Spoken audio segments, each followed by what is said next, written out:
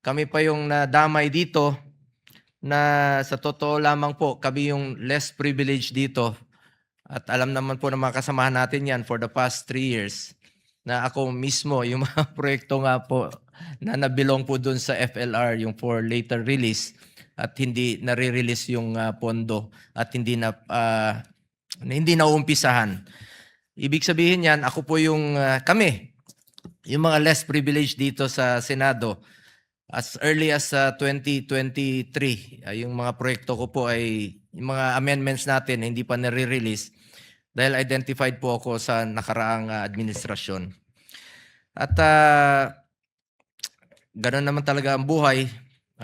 Sa anumang unang-una po, sa anumang listahan na yan, pakiklaro lang po na napakaraming listahan talaga ng proyekto na dapat aksyonan ng DPWH sa ngayon.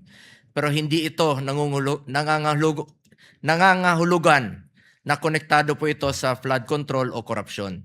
So bago lagyan ng kulay ang pagbanggit ng pangalan ko ni Senator Robin sa kanyang testimonya, bigyan sana ng tamang konteksto dahil mula noon hanggang ngayon, wala naman tayong ibang pakay kundi magtrabaho at magserbisyo lang po sa ating mga kababayan, lalong-lalo na po yung mga nangangailangan. At yung mga lugar na nangangailangan, yun talagang gusto nating unang matulungan. Ang aking pagrepresenta at pagbigay boses sa taong bayan ay mandato ko po.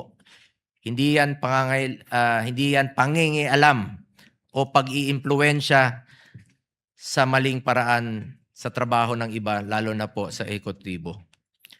Ulitin ko lang po, kami yung mga less privileged dito for the past 3 years. In fact, yung mga 2025, 2024 to 2026, hanggang ngayon po hindi na re-release yung mga proyekto. Kahit na yung iba po ay pinaghirapan natin nung hinimay natin, Mr. President, during amendments. Open naman po yan dito, yung mga amendments natin nung nakaraang budget deliberation ay dumaan po yan sa inyo. Pinag-aralan natin, pinagsusian ng mabuti. At hanggang ngayon po yung iba ay hindi pa po na re-release at hindi pa napapakinabangan ng ating mga kababayan.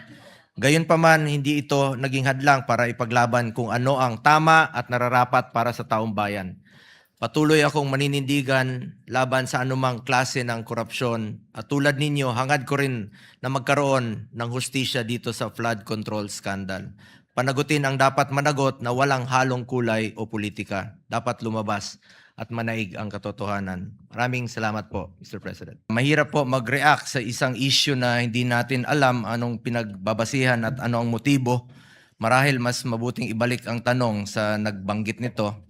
Base sa sinabi ni Mr. Bonoan, parte ito ng kanyang testimony sa Sandigan Bayan kung saan may hinaharap siyang kaso.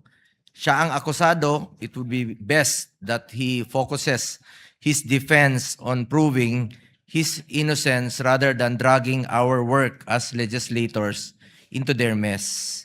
Dinamay pa nga kami ni Senator Robin. Una sa lahat, kung may ipinasang listahan ng isang undersecretary niya sa kanya ng mga proyektong galing daw sa opisina ng isang senador, anong listahan ba ang tinutukoy niya? Dahil sigurado po ako na wala naman tayong ipinasang listahan kay Yusek Bernardo. Gayunpaman, kaysa lagyan agad ng malisya, natural naman na magkaroon ng koordinasyon at komunikasyon ang legislatura at ehekutibo, lalo na sa pagdating ng pagbantay ng tamang implementasyon ng mga proyekto. Halimbawa, simula nang naging senador ako, madalas ko pong kinakalampag ang mga departamento kapag may hinaing, request o report na nakakarating sa aking opisina, lalo na sa malalayong lugar na hindi pa tapos yung proyekto, kailangan ng mga completion, mas bibigyan sana natin ng prioridad ito to make it operational at magamit po ng ating mga kababayan. Kasama na dyan ang mga nagpa-follow up ng mga proyektong pang local development na hindi na-aksyonan at na-implementa ng maayos. Parte naman dyan parte ng mandato ng senador bilang representanteng pang-nasyonal, yan naman po ang ating trabaho, na tugunan kaagad ito at maparating sa tamang ahensya. At hanggang ngayon, no, marami pa rin pumipila sa aming opisina hanggang ngayon na humingi ng tulong, hindi pa nila nagagamit ito, kailangan tapusin, kailangan mapondohan. Sir, unahin nyo naman yung lugar namin, fourth class municipalities kami, tulungan nyo kami. Hanggang ngayon po, lalong-lalo na po ako, ang hirap po ng buhay ko dahil naging parte po ako ng previous administration, kailangan ko ng soft landing na mapaintindi sa kanila na hindi ko na po matutulungan gaya ng ginagawa natin ng mga nakaraang taon, nung 6 years po na sa previous administration ni Pangulong Duterte. Parte rin po ng trabaho natin na bantayan ang implementasyon ng mga batas na ating pinasa rito. Oversight function natin yon. Kasama na dyan ang national budget bawat taon, naglalaman rin po ng mga proyektong nasa ilalim ng DPWH. May mga tinatawag na continuing projects na kailangang mapondohan. Mayroon rin mga proyektong nasa GAA kung nung nakaraang taon na hanggang ngayon, yun nga po ang isa sa mga problema, no?